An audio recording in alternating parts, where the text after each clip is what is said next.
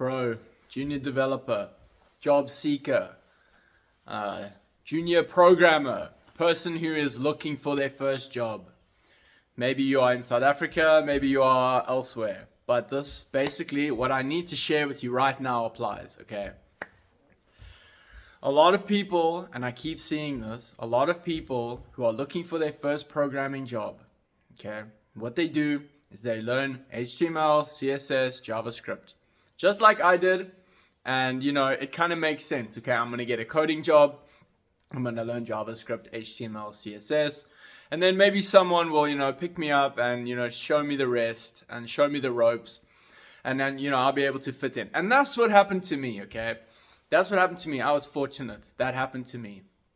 But these days, it almost feels like it's not enough. It's not competitive enough just to know programming.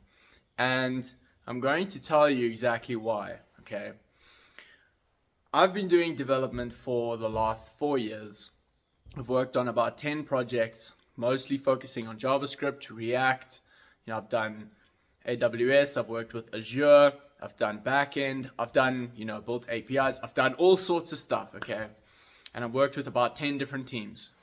So this is coming from a place of experience, and I'm going to tell you exactly why a lot of guys, and maybe this applies to you, why you can't find a job. And basically the bottom line is because fundamentally a lot of you are not ready for your first job, okay? Because you focus so much on coding that you haven't taken the time to even realize, appreciate, or acknowledge the fact that you don't just get paid for programming. You get paid to complete the process, okay? The process of development. And programming sits in the middle, and it's a small part of it. It's big, but it's actually getting smaller and smaller and smaller. With the rise of AI, there's less hold up and delay in the coding part of the whole development process. So what is the development process? Okay, let me share with you what I mean by that, because a lot of people who are looking for jobs, they don't know about this. Okay, this is something that is almost not taught. And I've seen you get these job simulator apps where people can simulate a job, and I think that is brilliant. Okay, and I would recommend that to a new job seeker. But basically this is the process. Okay, so basically you have a meeting in the morning. Every morning, stand up, okay? You have a meeting. They assign you a ticket, okay? You go and you look at your ticket. You go and you see what needs to be done. Then you've already pulled the repo. Okay, so a lot of guys that I see who are expecting to get a development or coding job, they're not familiar with Git. Okay, so that is a huge problem, because this is the main tool that you are using back and forwards, back and forwards, back and forwards. And yes, you can use it with VS Code and you can kind of get by.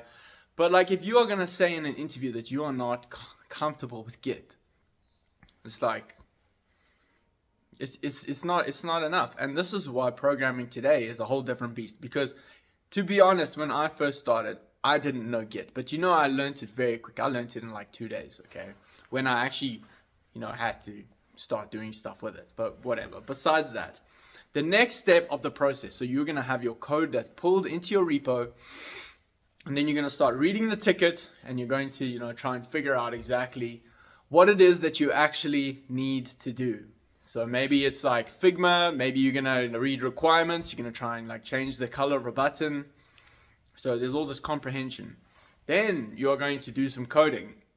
The coding is going to be done, and then after that, you are going to then push back the code to Git, and you are going to make a new branch. And I always recommend git checkout -b, and then your branch name, and you have to follow the branching structures and procedures. Okay, then you make your branch, you merge it, you make a PR, you merge it, you go through the review process. It's back and forwards.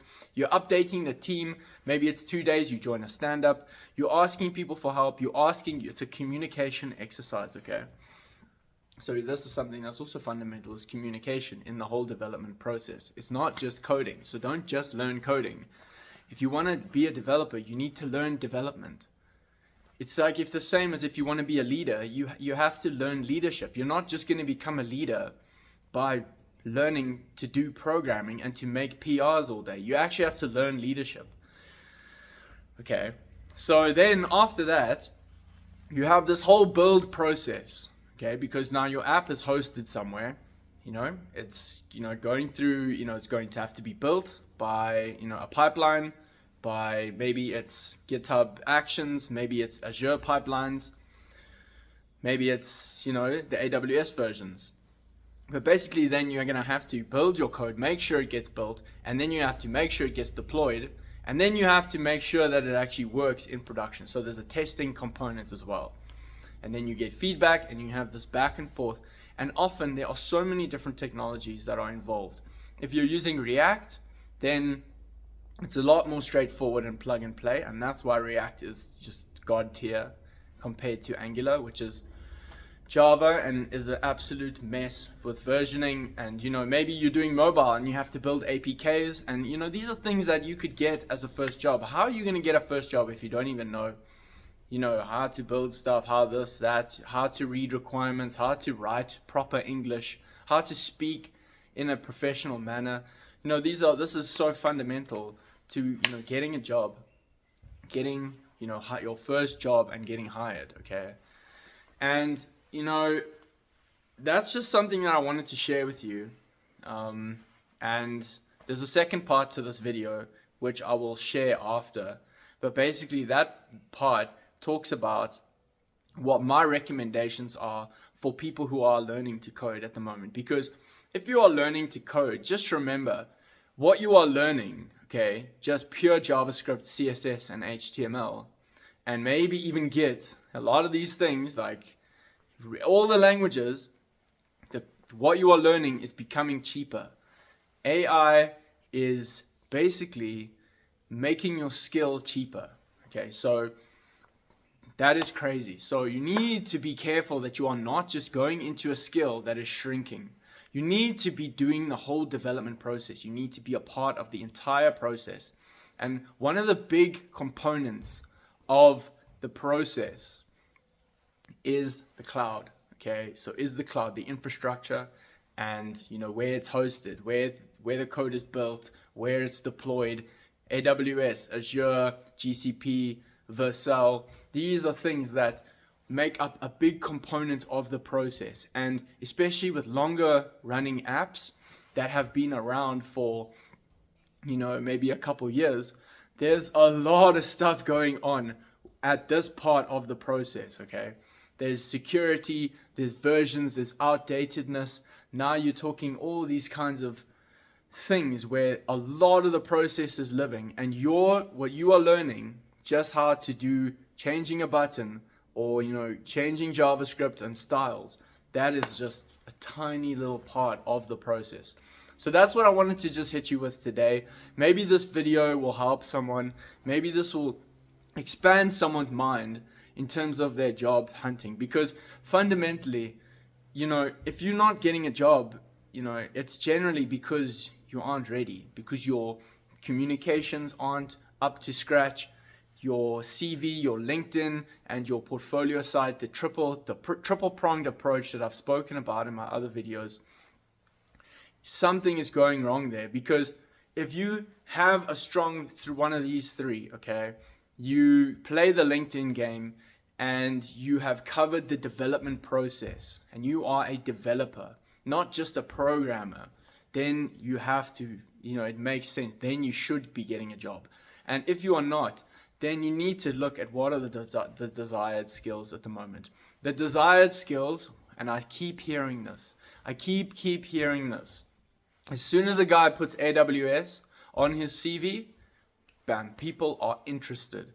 Okay, so you need to, upskill if you really want to do development. And this is also one thing that I've been saying recently, because a lot of people want to do programming and development, and they think it's a good option and it's a good career. But I'll tell you, the amount of stuff you are going to have to go through, the amount of work to learn all these tools, to learn all the language, the tools, the processes, all these things, and then, It's enormous. It's really enormous, and that's what I've experienced over the last 4 years. And I would just want to just inform you and just like make you aware that what you might be going into might not exactly be what you want. So know what you are doing, know what you're getting yourself into, learn about the process, and just realize that for most programmers, when they're starting out for the first couple of years, you are going to be getting paid by making pull requests. Don't focus on learning programming when actually what you get paid for is pull requests. So, and merges and successful meetings. That's what you are getting paid for. You're paid to be a reliable, smart problem solver who sits in the meeting and gives feedback because you are smart. You know what you are doing. You know your area of expertise. You know how to debug things that are, strange and obtuse, and you would never really know how to do it. And you have to just, remain calm and say things like, I'm going to look into it. Like, we don't know right now, but I'm going to look into it. You have to inspire that confidence. And that's just what I wanted to make this video about, because I keep hearing about this thing, man, of guys just wanting to get into it, but they only focus on code and they ignore the process of actually how it works. So yeah, have a cool one.